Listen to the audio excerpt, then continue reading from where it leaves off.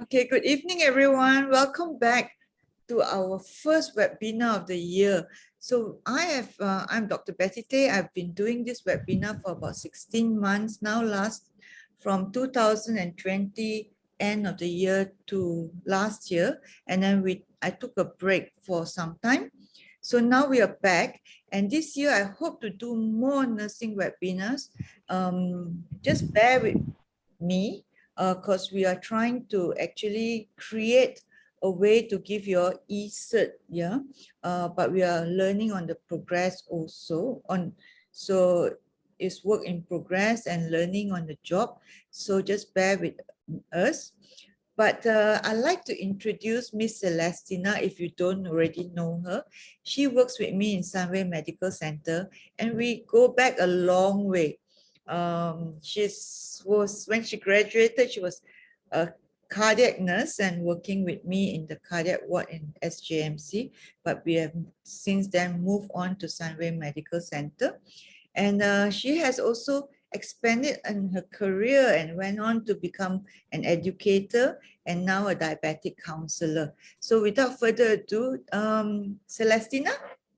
Hi, thank you so much, Dr. Betty, for that wonderful introduction. So I'm one of the 3 diabetes educators in Sunway Medical Center. So today's talk is basically on diabetes management for nurses. It says a lot of recap on what the nurses should probably already know, but maybe just to sharpen their knowledge, and feel free to ask questions, later on in the session. So just a little bit of data here. This is what I could get for you all from the IDF Diabetes Atlas. Hold on, let me just clear this. Yep, sorry. In Malaysia Diabetes Report from the year 2000 to 2045. So they actually did a prediction on the number of patients that they would expect to find diagnosed with diabetes. And as you can see, the numbers are actually growing. We're now at 2021, we've already passed. And in 2045, the numbers are expected to reach really, really high targets. Now, the other thing here is also the National Health and Morbidity Survey that was done in 2019. One of the key findings is that 1 in 5 adults in Malaysia have diabetes. And that's looking at about 3.9 million patients aged 18 years and above. So what is diabetes? Diabetes is a condition in which the beta cells in the pancreas does not produce enough insulin, or that there is actually insulin resistance in the muscles and adipose tissues. So when you talk about diabetes, you generally talk about type 1, type 2, and gestational diabetes. Most of the admission into hospitals are mainly type 2 diabetic patients, although saying that, we are actually now seeing quite a few type 1 diabetic patients as well. Now, for type 1 diabetic patients, they are mainly children or young adults. They are very insulin dependent as the pancreas doesn't produce any insulin. For type 2 diabetic patients, they tend to be diagnosed more in adulthood, but on saying that, we see a trend of more young children coming in with type 2 diabetes. They are non-insulin dependent. Their pancreas produces insulin, but it may not be at the sufficient number, or that they are actually resisting the insulin that is produced.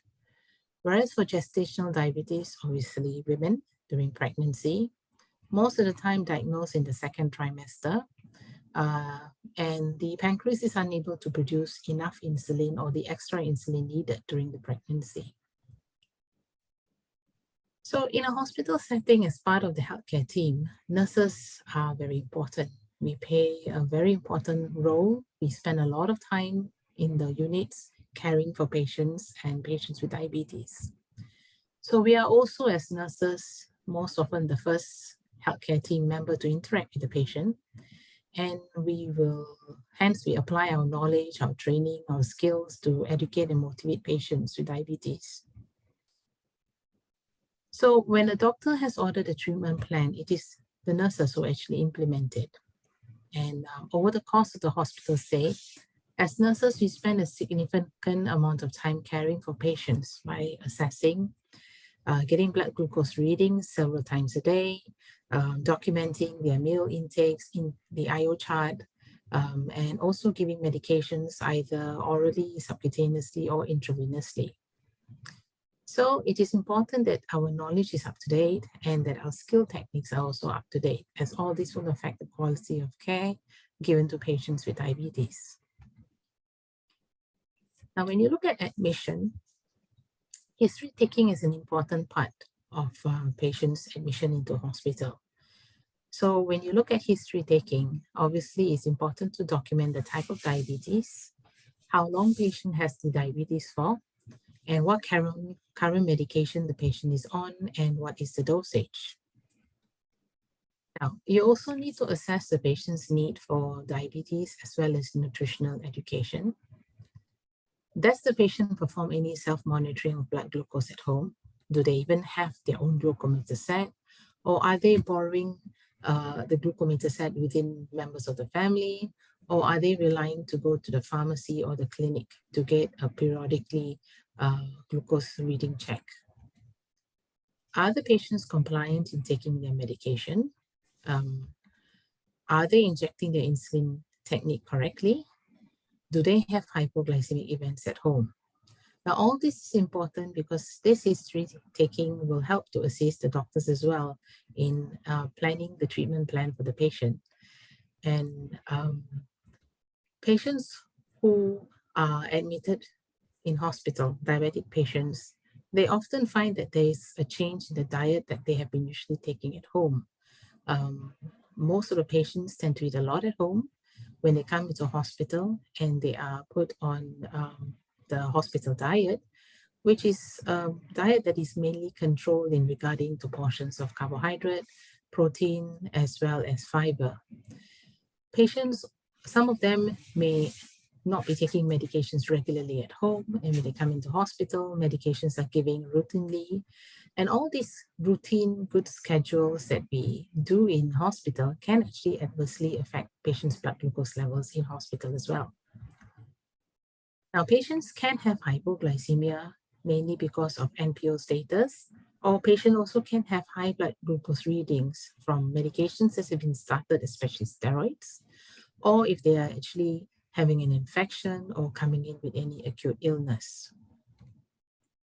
Proper timing of blood glucose testing as well as the medication administration can reduce the risk of hypoglycemia as well as hyperglycemia.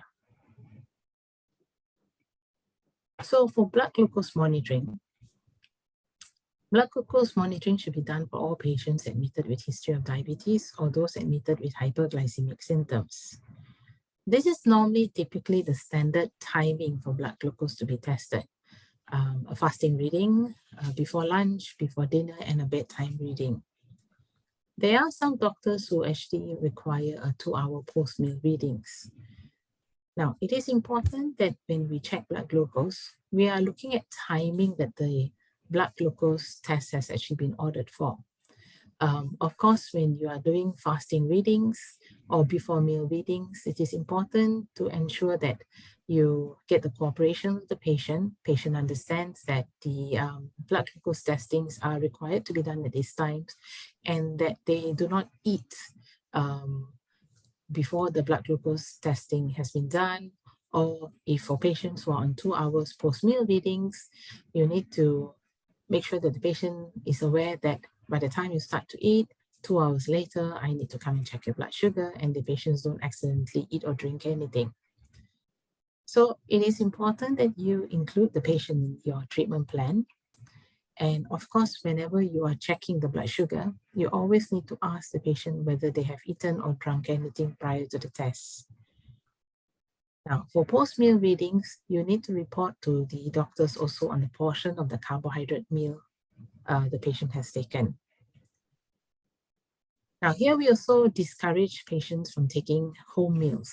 Patients who have food brought into hospital, they have a tendency to eat the meal that has been served in hospital as well as the meal that has been brought from the house as well. So this can actually have an effect on the blood glucose readings the readings, especially the post-meal readings, can be high, and sometimes even the subsequent pre-meal reading as well.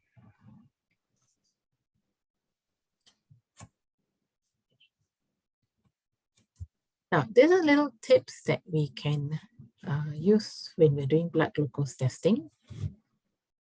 There are lenses that can be adjusted when it comes to the depth of the lancet. If you see here, the yellow color lensing device, as well as the purple color lensing device. The yellow color lensing device, you cannot adjust the depth. But for the purple color lensing device, by default, when you get it, the depth is always adjusted at the center. So for patients, or if you've ever tried using this on yourself, you will realize that using the lancet at this depth is actually quite painful. So prior to using lenses, you should ideally adjust the lancet to the minimum setting. Now, we also encourage pricking at the sides of the finger to avoid the thumb and the little finger as well. And try and rotate patients' fingers when you are testing blood glucose so that we are not always pricking at the same side. Wipe off the initial drop of blood with the gauze or cotton. Use second drop for testing. For children who require hourly or 2-hourly blood glucose testing, there is a suggestion to use the fast click drum lancets to minimize trauma or pain.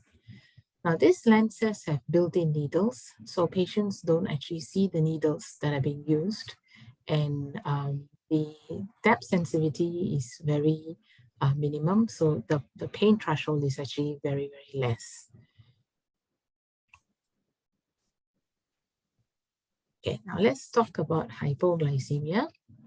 Now, hypoglycemia can be a very life-threatening event.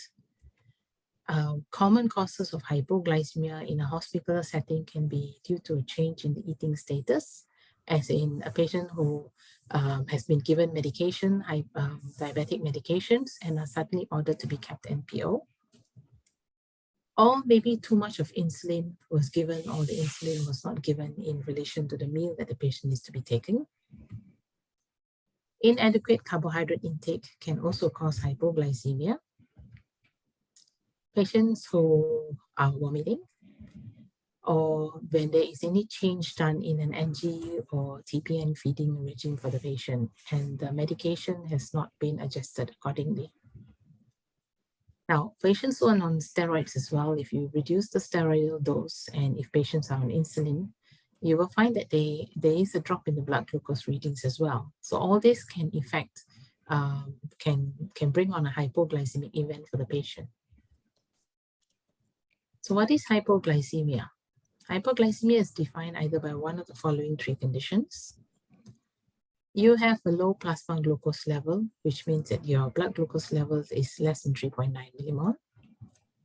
But on saying that, there are some patients who have hypoglycemia symptoms when the blood glucose levels are at 4 or 4.1 or 4.2 millimoles as well.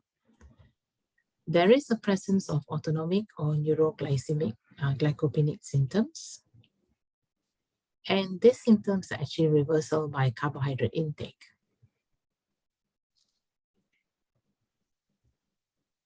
So this is a slide to tell you what are autonomic and neuroglycopenic symptoms.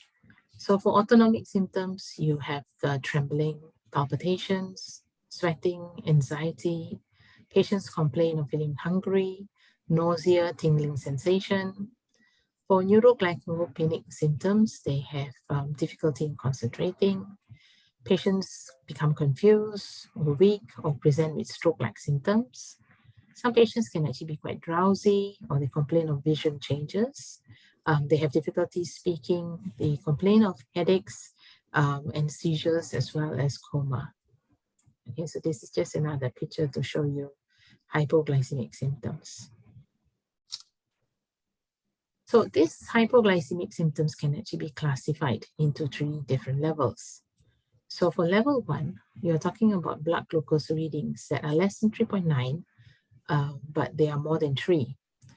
So This is recognized as a threshold for neuroendocrinic responses to falling blood glucose in patients without diabetes.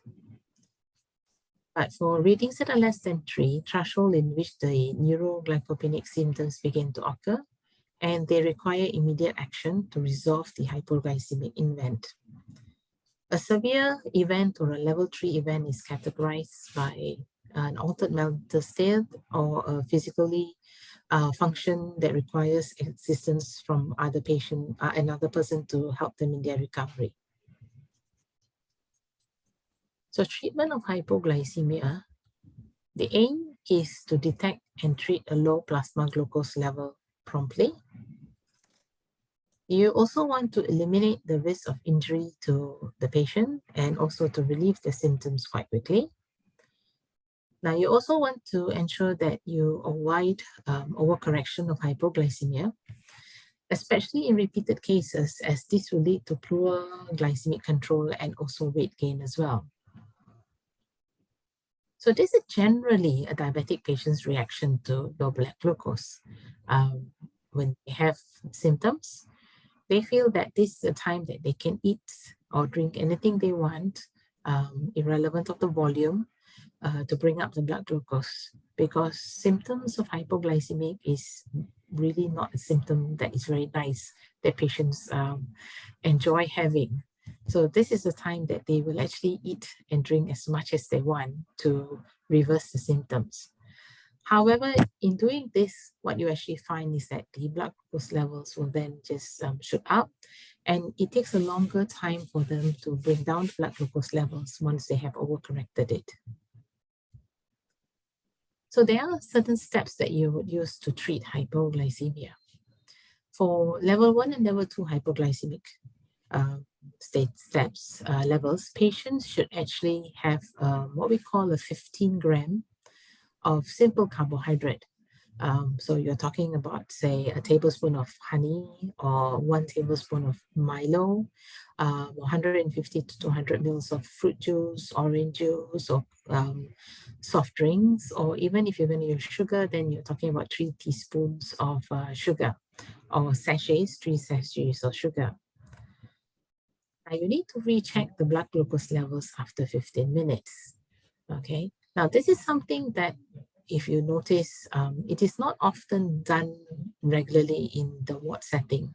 So sometimes when we actually go around and we check the blood glucose levels of patients who have hypo, we find that probably the blood glucose levels are rechecked after 30 minutes, after 1 hour. And this is not the guidelines on how you would actually manage hypoglycemia. Now, if after 15 minutes and the blood glucose levels are still less than 3.9, you need to add on another 15 grams of simple carbohydrate to be taken again to the patient. And then 15 minutes later, you would recheck the blood glucose levels again. Will you immediately give IV dextrose? Not for a patient who is alert. Oh, if they're alert, if they're able to eat and drink, you would not give IV. Of course, if for some reason the patient is MPO, right, then yeah, it would be indicating an indication to give. Now, if the patient is unconscious, please do not feed the patient, okay, because you do not want the patient to choke, to aspirate. So this is when the IV boluses of 50% dextrose will come in. But if in level 3 and the patient is still conscious, you would give 20 grams of simple carbo. 15 grams is actually not enough, okay? But if the patient is unconscious, again, IV dextrose 50% or a D 20% run over 15 minutes. Now, if you're going to give IV dextrose 50%, it's very thick, very potent. You have to be careful of extravasation there. So it needs to be given slowly over 1 to 3 minutes. Now, once hypoglycemia event has actually been reversed, patients have a risk of falling into hypo back again. So in order to prevent this from happening, you need to give them what we call a complex carbohydrate meal or snack.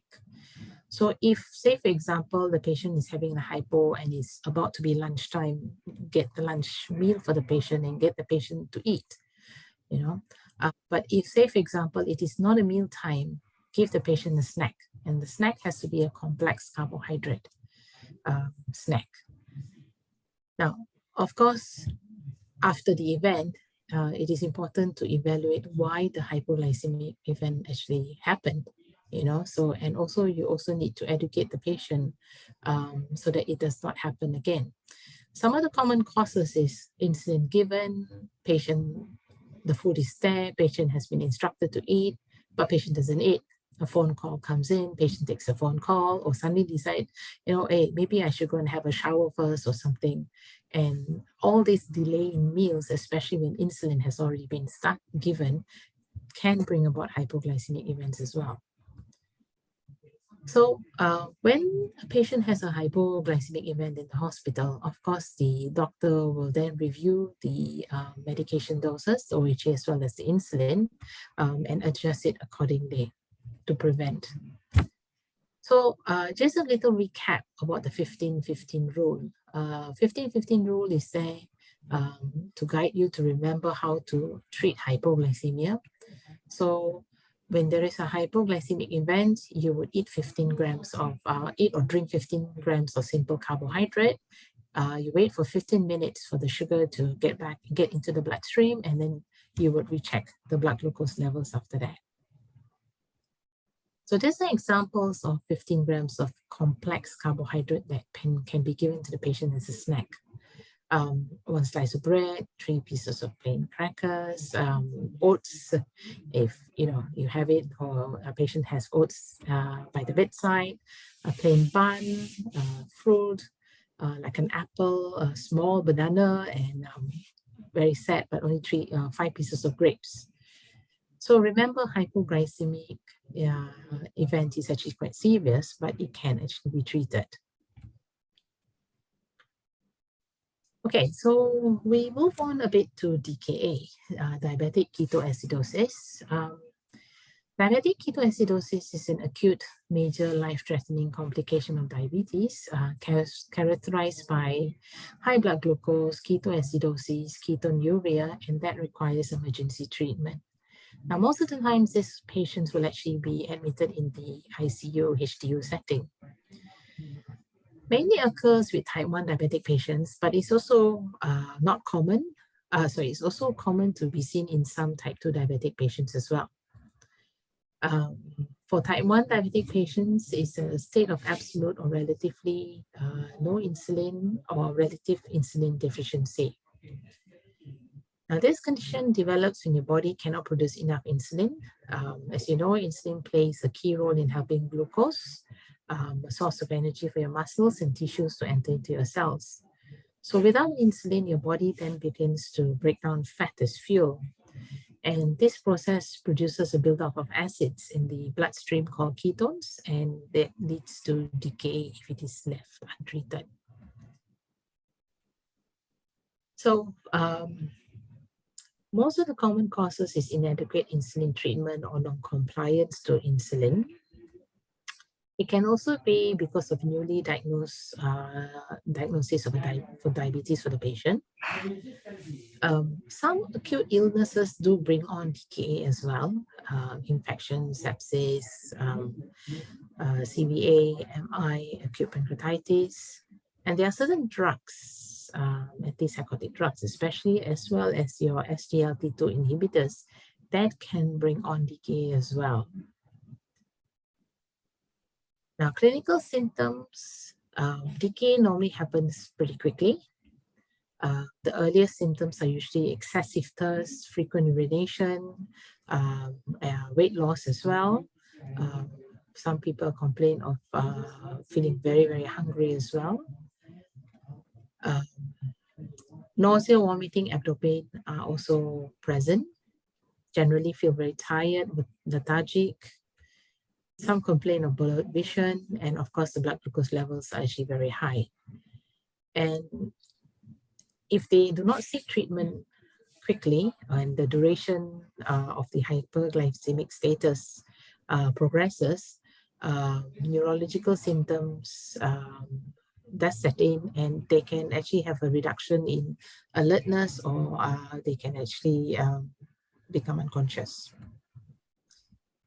So clinically, these patients are generally unwell. They have what we call Kussmaul breathing, very dry, decreased reflexes. They have this fruity breath odor, very tachycardic, blood pressure is also low, very fast breathing. Some patients come in with hypothermia or high fever if there is an infection present. They can also be confused, complain of abdominal tenderness. They can also be brought in a coma state. So what here we need to do is that we need to look at hydration status, correction with intravenous fluids, electrolyte imbalance, especially potassium loss as well, correction of the high blood glucose with insulin therapy, and of course treat the precipitating factors and educate them to prevent complications. So most of the time, these patients, from the nursing point of view, will be on hourly blood glucose testing. And when the levels are a little bit more stable, then it drops down to 2 to 4 hourly testing. Of course, vital signs and IO chart is very important here. There will be repeat sodium bicarb and potassium blood tests taken, as well as the renal 2 and ketone levels checked in the urine and blood. Now, of course, if you do not see an improvement in the blood test readings, and you do not see an improvement in the blood glucose readings, obviously always check and see that the insulin infusion pump is actually working correctly, because sometimes insulin is not going in and the blood glucose levels remains high. Okay, so yeah, check your equipment. It's a very important part here of nursing job as well, because it does happen. Okay, so without even a warning sign? Some do, but you see, sometimes you will actually have leakage. So your insulin is actually flowing, but it's actually flowing out of your cannula. Oh, I see. So, it's like, oh, I get it. Yeah, so your medication is going in through the pump, but it's not just going to the patient, you know. So okay. Yeah, so these are things that yeah, as nurses, you know, we need to check basically. Now, timing of medication is also very important. So these are the normal common oral anti-hyperglycemic agents that are given. So technically, if you look at it, you're only looking at sulfonylureas that need to be given mainly before meals when it comes to tablets. So there's a difference between the dimacron and the dimacron MR. So for dimacron, which is the old white round tablet, is always 30 minutes before the meal. And for dimacron MR is immediately before the meal. That's just how the pharmacology function of the medications are. But for the rest of the medications, you're actually talking after meal. For metformin, it's important to be given after meal because it actually helps to reduce the gastric disturbances, abdominal discomfort that patients can have with taking metformin. Now, when you talk about insulin, the insulin is categorized under rapid acting, short acting, intermediate acting, long acting, premix. And when you talk about non-insulin injectables, you're talking about your GLP-1 receptor antagonists. We used to use Victoza a lot last time. It is still being done, it's used, but Victoza is something that needs to be injected on a daily basis. And then over the years, they moved on to what you call a weekly injection for the GLP-1. So you had things like Bydureon, Trulicity, and Ozempic as well. These are weekly injections, so it's a lot more easier sometimes for patients than to have to inject themselves on a daily basis. When you talk about insulin, there are certain things that you need to remember. Onset of action, which is basically the length of the time before the insulin reaches your bloodstream and start working. Peak is talking about the time the insulin is actually at the maximum strength or working the hardest to lower the blood glucose. Duration is basically how long the insulin is working in your body. When you're talking about basal, you're talking about mainly long-acting insulins that work throughout the night and in between meal. Bolus are meal insulins. They have a shorter duration. And premix are just combination of your bolus and basal insulin. Now with insulin as well, it's also important to know timing. So when you talk about what you say, analog and regular insulin, so analog insulins are your new modern insulins. So these are the insulins that you would inject immediately before meal. So things like your meal insulins, your rapid acting like your Novorapid, Humalog, and Epidra is immediately before meal. Your Atrapid and Insugen R, it is 20 to 30 minutes before meal. For premix insulin is always immediately before meals, like your Humamix, your Novamix, your Humalog Mix 25, Humalog Mix 50, and your Ryzodac. Now for your premix, like your Mixtard and Insugen 3070 is 30 minutes before meal. For your long-acting insulin like Levemir, Tojo, Lantus, and Basalog, they can be injected at night or they can actually be injected at the same time of the day. And there are patients who are on these insulins during breakfast or maybe even before lunch, as long as it's at the same time of the day. Now for intermediate acting like Insulatard and Insugen N, it's normally always injected at bedtime. For GLP-1 receptors like your Victoza, Bydureon, Trulicity, and Ozempic, these are normally injected at the same time of the day or even the same time of the week as well. So this is just a little step to go back and refresh on how to do the insulin injection technique.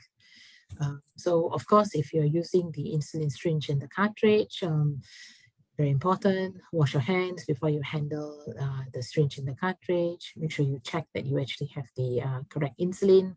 Insulin has not expired. If your insulin has been kept in the fridge, you would warm the insulin initially by rolling it, the cartridge between your hands. Remember, cloudy insulins, they need to be mixed. So it's inverted 20 times before every use, and you cannot shake the cartridge vigorously. Wipe the top of the cartridge with alcohol swab. Remember, these cartridges are most of the time cartridges that can be shared between patients, right? So it's important that you do not bring in any cross infections, basically. So wiping the top of the cartridge with alcohol swab will minimize that risk as well.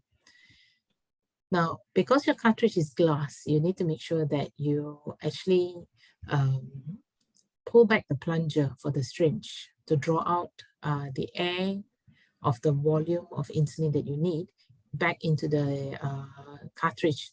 That means you inject back that dose that you need of air into the cartridge. And turn the cartridge upside down, obviously, pull back the plunger to draw out the desired dose, remove any air bubbles, and remove the needle out of the cartridge. So important, you clean the injection site with alcohol swab. Remember, this is in hospital. For patients who are doing injections at home, they may not need to use the alcohol swabs as well. Okay, so this part about pinching the patient's skin, right? Skin fold. So if you have a patient who is very thin, yes, you do need to pinch up the skin fold of the abdominal area. If you have a patient who is overweight, normal weight, obese, you do not have to pinch the skin. But it always helps if you actually hold the patient's skin, because in some ways, psychologically, I always think that it's kind of giving comfort to a patient when you're going to do something to the patient, that you will have one hand holding the patient and the other hand holding a syringe. So of course, you insert the needle at a 90-degree angle and depress the plunger, and you remove the syringe afterwards and release the pinch if you're pinching. And disposal is very important in your sharp spin. Now, if you're using an insulin pen, it's still the same technique. You need to wash your hands, check that you have the correct insulin and your insulin has not expired. If it's taken out from the fridge for a new pen, then of course you need to warm it up between your hands. And if it is a pre-mixed insulin or cloudy insulin, then of course you need to mix it as well. Attach the needle, and remember a needle are single use. So for all pens, you actually have to prime the pen first because there's a little bit of air bubble in the pen that you have to discard before you use. So you would dial 2 units and you would remove the 2 covers of the needle, and you will make sure that you prime the insulin pen with the needle pointing upwards. Sometimes we see people pointing the pen downwards. Of course, the insulin will come out, but the air bubble will still remain in the pen. So make sure the needle is pointed upwards, and you must observe at least a drop of insulin at the needle tip before you move forward to dial your dose. If you do not observe that drop, you dial 2 units again and you redo the steps again. So of course, you dial the prescribed dose and at the patient, inject the needle in at 90 degrees again. And once you have depressed the plunger totally to 0, you need to count slowly for 10 seconds before you withdraw the needle from the skin. Now, there is no recapping, okay? And there is no using your bare hands to remove needles. I say this because I've seen it. Okay, so needle stick injury among nurses is something that can happen if you recap or you remove needles with bare hands.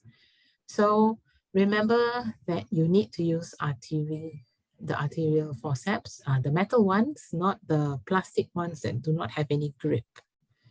So use this to remove the used needles and discard directly into the sharps bin. This is something that we have been going around teaching patients as well as nurses, is talking about rotation site, where you would inject insulin. Commonly, patients always get asked, where did the nurse inject this morning, or where was your last injection? So sometimes patients will say, oh, I don't know, it was here, can you do it on this side? Or sometimes the patient will say, you can just inject anywhere you like.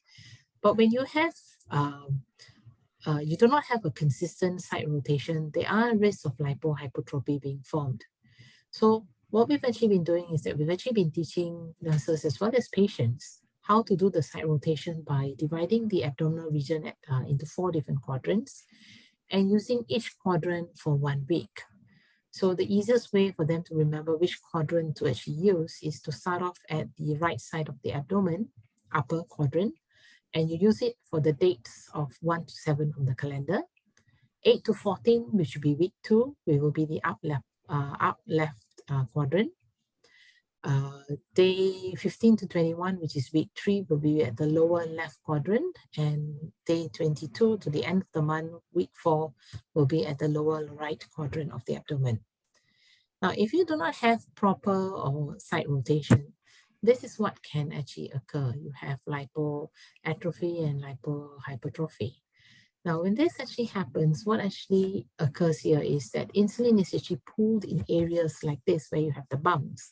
And the doctors keep adjusting the insulin dose because the blood glucose levels are not coming down. And when this happens, the doses keep getting adjusted. And then patients come and they meet wonderful nurses like us who educate on site rotation. And patients then inject the high new dose onto a site that has no lipohypertrophy, and patients have a high risk of going to hypo. So we need to avoid all of this. And if you have patients coming in, being admitted with history of having insulin, make it a point to check, observe patients' abdomen area or wherever they are injecting, because some patients tend to inject at the arm area as well, and check and see whether you have any lipohypertrophy. Now, discharge is important for patients because when patients go home, they need to be able to manage their diabetes as well. So diabetes planning is important for them. And this is also an important opportunity to help patients to address diabetes control, both for newly diagnosed diabetic patients and for those patients who, whilst in hospital, have a change in their medication regime as well. So when patients are planning for discharge, one of the things that you need to ensure is that when they go home, they have personal glucometer sets for them to check their blood glucose. There is a logbook or diary for them to record, because when they come back for their appointments, they need to have all these things to show to the doctor the readings. They understand how to take their medications or insulin and how to self-inject correctly. They're also taught on hypoglycemic and hyperglycemic symptoms and how to manage them as well. So health literacy is important. This is something that came out in the National Health and Morbidity Survey in 2019. And it says that 1 in 3 adults have low health literacy. So health literacy is basically an ability to find, to understand, and to use health information and services needed for everyday health decision making. Why this is important is basically they need to understand the health risks and factors involved in practicing a healthy lifestyle, understand how to take their medications correctly, analyze risks and benefits of treatments wisely, and also help them to organize their appointments correctly. Now, in addressing health literacy, one of the ways that can be done is actually for some patients, instead of us verbally explaining everything to them, use of graphics or pictures for teaching can actually help patients have better understanding. Patients like to look at videos. So, if you have a video on certain aspects or whatever topics that you're teaching about on diabetes, you can actually show the patient. Getting patient to written demo to you is very important, because this will help you to check the patient for their understanding. And in Sunway Medical Center, we also have what we call these follow-up phone call services that the diabetes educators at the Diabetes Care Center do. So we actually monitor patients' readings on maybe 2 or 3 times a week, or some patients who are not do not need so constant or close monitoring once a week. We actually call them up to get their readings, and we update to the doctors on their readings. So all these things will actually give us an opportunity that when we get readings on patients and readings are high, we use those opportunities to re-educate the patient again on their diabetes management whilst they're at home. So these are just certain things to tell you about blood glucose monitoring. Very commonly for patients, they use the finger prick glucose testing using a glucometer. For type 1 diabetic patients who are on insulin pump, some of them may actually be using what we call the continuous glucose monitoring device, where it can actually be linked to their insulin pump as well. And this is something that's quite new in the market in Malaysia, but not new in Singapore or overseas. It's what we call the flash glucose monitoring. So this is something where you can actually fix a sensor to your arm. Generally, it's at the upper arm. And you would use a reader here to scan the sensor to get a blood glucose reading. Now, remember, when you use the flash glucose monitoring, you are not looking at peripheral glucose readings, but you're looking at interstitial fluid readings. So there can be a variance in the readings, but when you use these sort of devices, you would look at the number, you would also look at the arrow direction, and you can also look at the glucose reading trend that the reader can actually, when you review a history. Now, generally, flash glucose monitoring devices are used for patients who have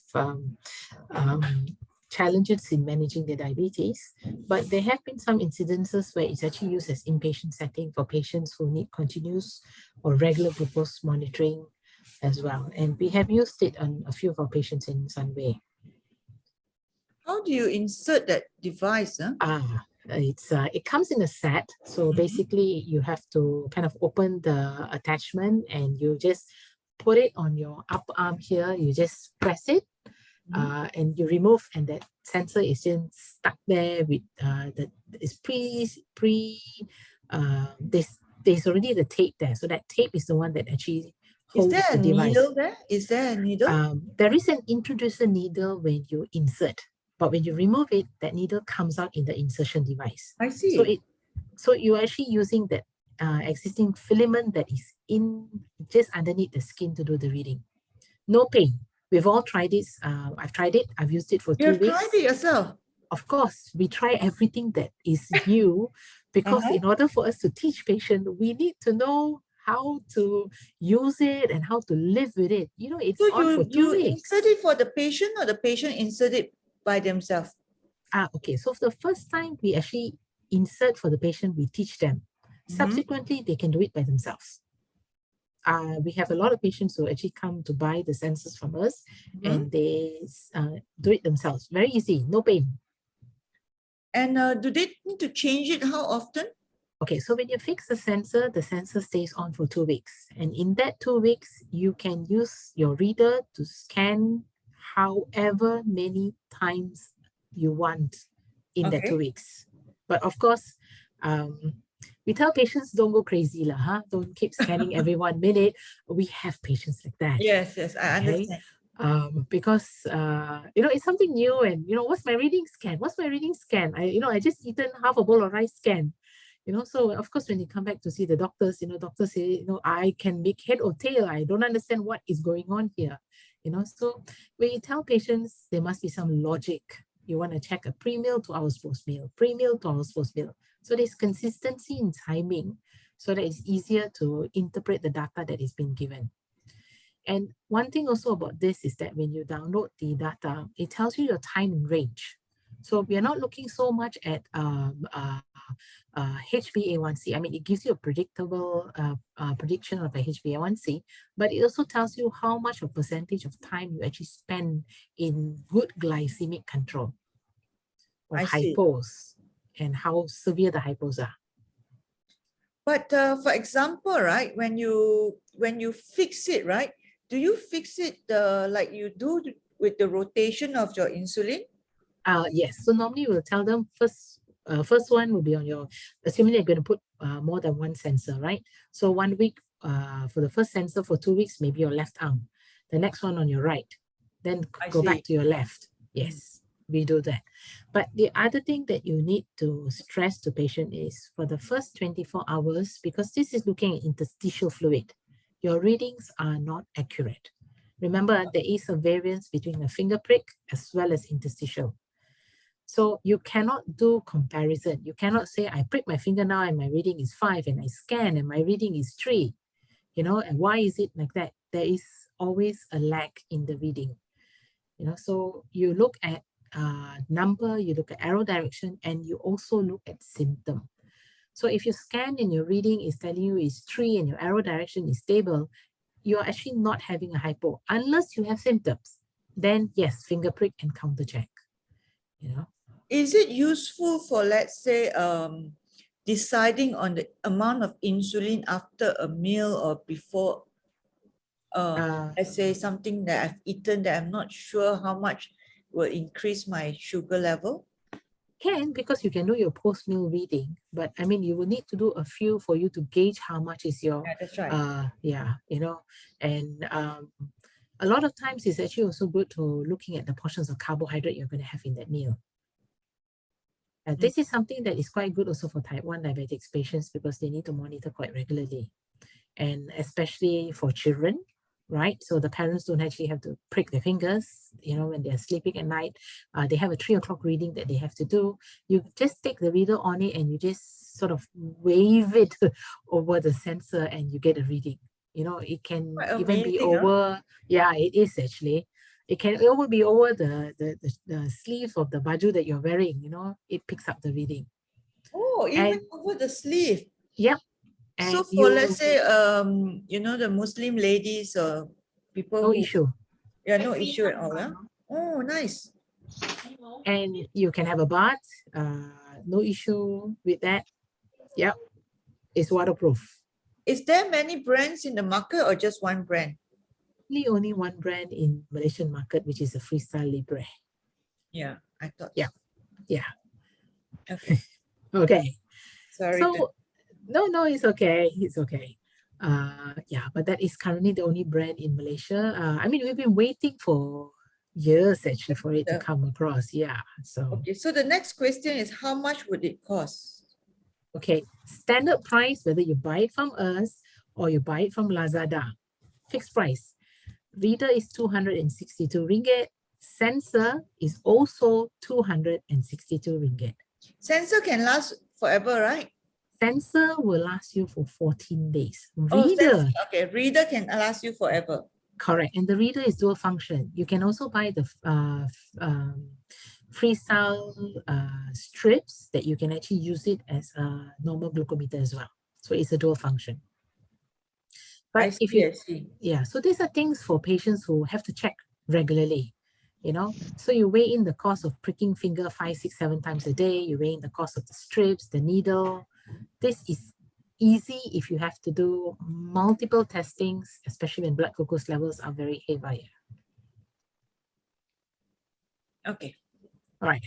But I also have patients who continuously use this because they just find it a lot easier, and I don't have to prick my finger. Yeah. Yes. So it's yeah. Especially it's also quite fun.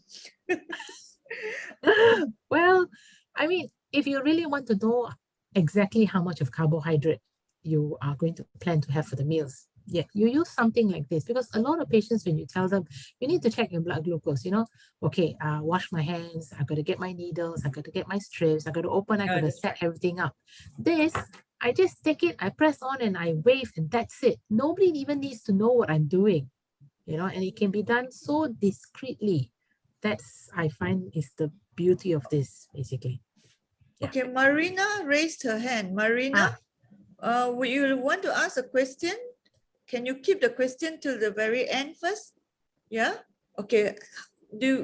We better continue? Yeah, okay. So basically, this is just to let you know that our services in the Diabetes Care Center in Sunway Medical, of course, a lot of it is educational counseling to patients to improve their understanding of the disease, potential complications, healthy lifestyle, hypoglycemic management, medication, insulin injection technique, coping with insulin injections itself, doing the how to do the blood glucose monitoring, phone follow-ups. We also sell devices. We introduce patients to the insulin pump as well, and we do food assessment and screening and education as well. We have also embarked on what we call a digital therapeutic and lifestyle coaching using the Help to Sing platform. So this is an app that patients download, and using this app, they can update us their blood glucose readings, take in pictures of the food. They can actually now put in blood pressure readings, weight as well.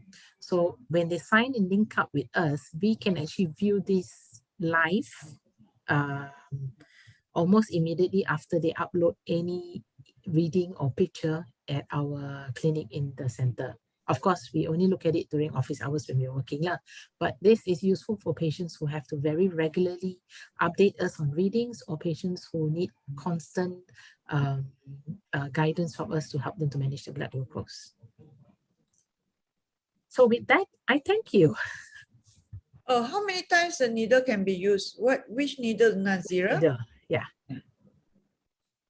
Thank you. We will take questions first before I thank you. Any questions? Option B. Very good talk. Very interesting. Thank you, Dr. Betty. Okay. Okay, so maybe I answer the question about the needles first. Yeah, that's right. Yeah, so again, if you're talking about the insulin needle, it's single use. Why it's single use? Well, because of technology, insulin needles nowadays are shorter and they are finer. So if you were to reuse the insulin needles, the chances of it breaking would be there, or bending would be there. But if you're talking about the finger prick needles, the lancets, right? Normally we will tell patients 2 or 3 times, you know, because you can use so many. This is not the single-use lancet you use in the hospital. This is the lancet you use in the glucometer set that patients have, because they do not share it. It's for themselves only. They try to save money. So you can save money by reusing this needle to check your blood sugar. But of course, if it is used first time, it's very sharp, no pain. Use second time, a little bit blunt, maybe a little bit of pain. So that's why we normally say not more than 3 times. And okay, I'm sure you handle a lot of children with insulin-dependent diabetes. How Yes. do you counsel the kids, not so much the parents, as it is quite sad for the parents, but how do you counsel kids that are like say 5 to 7 or even 8 years old? I think that most important, for me, I feel that you have to counsel the parents. You have to counsel Because, the parents. yes, because if the parents, especially the mother, can accept and can cope, then it makes everything a lot easier. So of course it's very individualized. If the younger the children, you cannot be teaching that child a lot of things. They still depend a lot on the parents. So hence why you find devices like the fast click glucometer set, where the lancing device, you don't see the needle. Children don't like to see needles. Parents don't like to see needles also, for that matter. But you allow parents to test all these things on themselves first, so that they know how it feels. Yes. I see, okay. Then you bring it to the children. So tackling the parents is always the issue and the first thing. Okay, and then so basically if the parents do it on themselves, they will demonstrate it to the children to show that it is not painful. Yeah, and sometimes when they do it themselves, when the child say, oh, mommy, daddy, is painful, so if the parent doesn't try it on themselves, they will never know whether it is painful. Oh, okay. So, and when they do it on themselves, and then they do it on themselves in front of the child, it's like, oh, mommy and daddy can do it. So yeah, it helps. Okay, Miss Lok Mi Xiang, do we need to counter check the sugar level with the finger prick testing when the patient is using flashing glucose monitoring? If yes, under what circumstances? Okay, so you look at arrow direction and obviously at patient symptom. If patient says my number is showing 3, my arrow direction is heading downwards, please check, because your arrow direction that is heading downwards tells you that there is a hypo that is happening or going to happen. And also whenever patient feels that whatever reading that is being shown, even a high reading for that matter, the reading is 20 for instance, or 18 or something, and you want to counter check, then yes, please, you need to counter check. So we always tell patients, if the reading doesn't match how you feel, also counter check. Okay, there's another question which I think Raha asked. May I know the way to become a diabetic counselor? Okay, that's a very good question. We need more, I think. We definitely need more, and I think a lot of hospitals are finding that there is a need for diabetes nurse educators. So of course, post-basic is a post-basic course that you need to do, and then a lot of it is post-basic is in what? AKM, Kerajaan. In Kajang? In Kerajaan, government sets out the post, Kerajaan. Okay, post-basic, but in diabetes. Post-basic as in post-basic in diabetic counseling. Yes. Oh, I see. Okay. Diabetes management. It's a 1-year course now. It used to be 6 months. I see. Okay. Yeah, but not to publicity if you like, but there are some private universities that actually do the postgraduate diploma in diabetes management. Yeah. I see. So it is not on the job kind of thing. It is a really structured program to do this, become a diabetic counselor. It is a really structured program, but of course you need on the job experience as well, because even though you've actually learned what you can theory, you still need to have the practical setting to practice. So a lot of things that myself included, I learned on the job, and I learned from my seniors, so this is how we learn. And we learn from our very wonderful endocrinologists as well, because they do teach us as well. The endocrinologists, right? Yes, yes. Yeah. Okay. If there are no more questions, we will end here. I'll stop the recording.